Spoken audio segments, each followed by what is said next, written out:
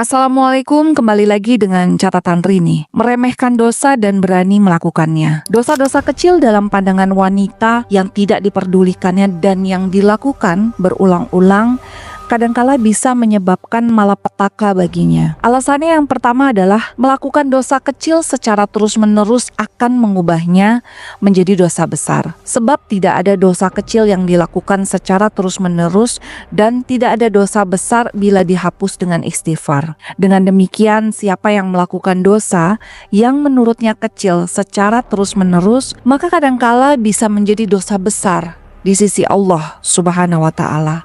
Mengingat tindakan seperti ini merupakan penentangan terhadap hukum Allah.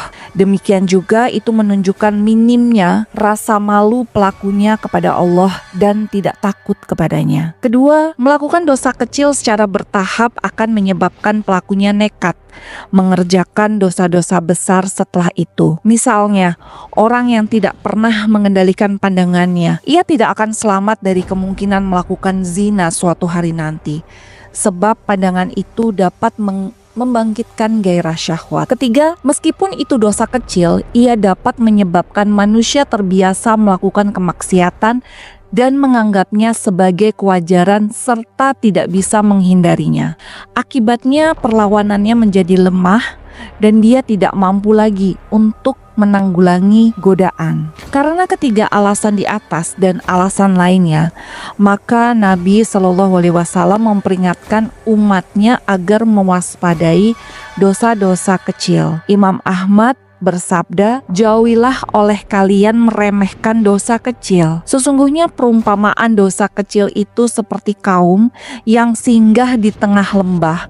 Lalu yang ini datang dengan membawa sebatang kayu dan yang itu datang dengan membawa sebatang kayu, sehingga mereka membuat api yang dapat mematangkan roti mereka. Sesungguhnya ketika dosa-dosa kecil ini dilakukan secara terus-menerus oleh pelakunya, maka dosa-dosa kecil ini pun membinasakannya."